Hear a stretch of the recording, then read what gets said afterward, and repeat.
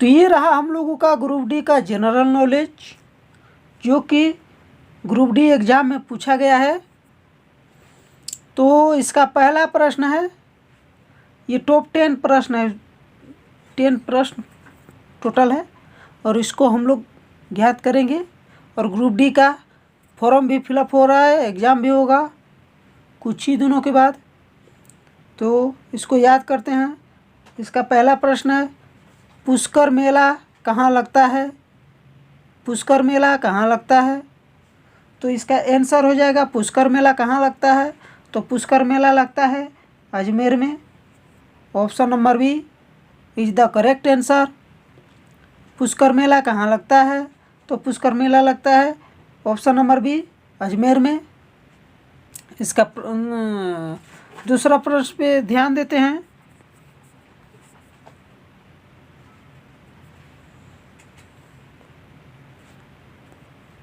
ये रहा हम लोगों का दूसरा प्रश्न, आज़ाद हिंद फौज की स्थापना कहाँ हुई थी?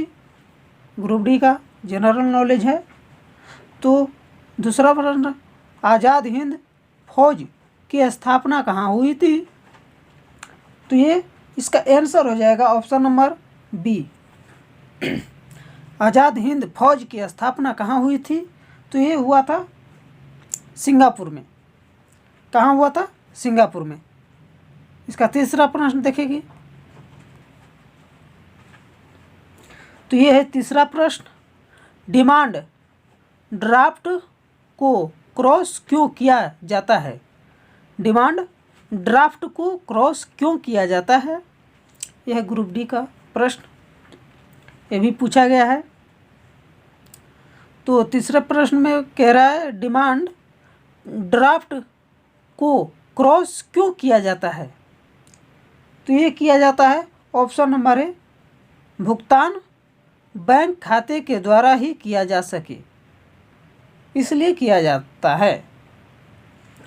भुगतान बैंक खाते के द्वारा ही किया जा सके, इसलिए डिमांड ड्राफ्ट को क्रॉस क्यों कहा जाता है, किया जाता है, तो इसीलिए किया जाता है। ऑप्शन नंबर ए। अब चौथे प्रश्न पे चलते हैं।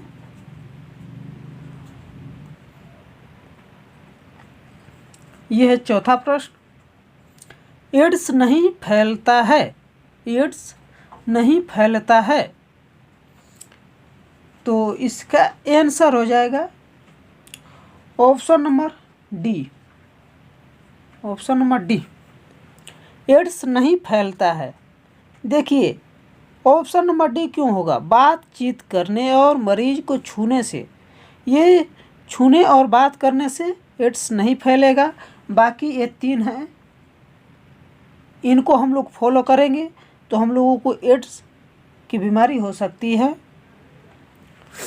तो इसलिए ऑप्शन नंबर डी इसका करेक्ट आंसर होगा। एड्स नहीं फैलता है बातचीत करने और मरीज को छूने से।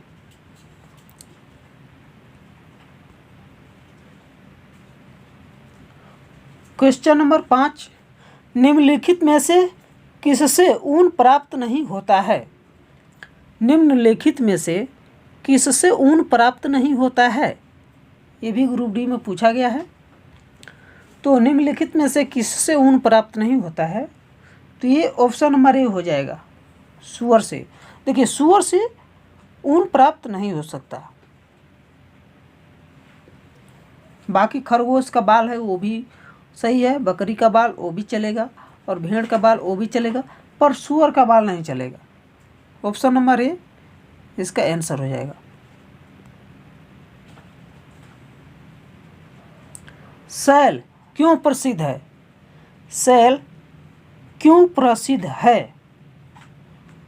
तो सैल क्यों प्रसिद्ध है? तो यह है स्टील उत्पादन के लिए। ऑप्शन नंबर ए, सैल क्यों प्रसिद्ध है? तो स्टील उत्पादन के लिए प्रसिद्ध है सैल। ऑप्शन नंबर ए।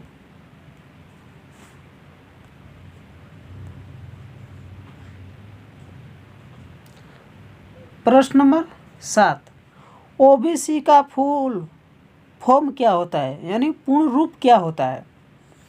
ओबीसी का पूर्ण रूप क्या है? ये भी ग्रुप डी में पूछा गया है। ओबीसी का पूर्ण रूप क्या है? तो ओबीसी का पूर्ण रूप है other backward classes. Other backward classes. Option number C is the correct answer.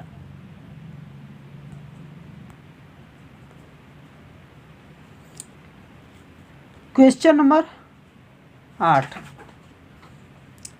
सती प्रथा का सर्वाधिक विरोध किसने किया था? ग्रुप डी में पूछा गया है। देखिए, सती प्रथा का सर्वाधिक विरोध किसने किया था? तो ये किए थे राजा राम मोहन राय ने। सती प्रथा का सर्वाधिक विरोध किसने किया था? तो ये किए थे राजा राम मोहन राय। राजा राम मोहन राय। ऑप्शन नंबर ए।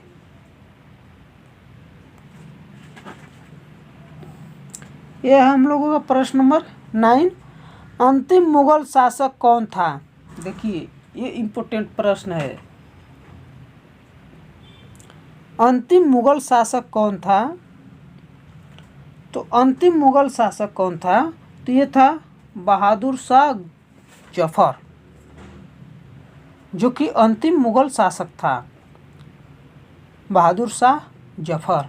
ऑप्शन नंबर ए।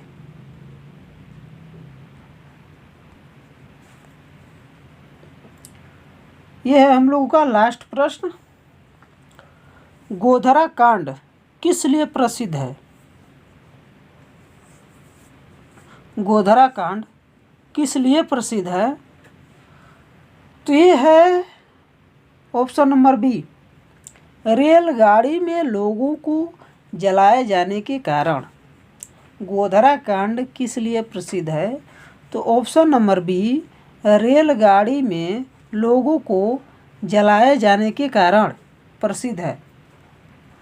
जो गोधरा कांड है उसमें यही घटना हुआ था कि रेलगाड़ी में लोगों को जलाया गया था, इसीलिए ये प्रसिद्ध है।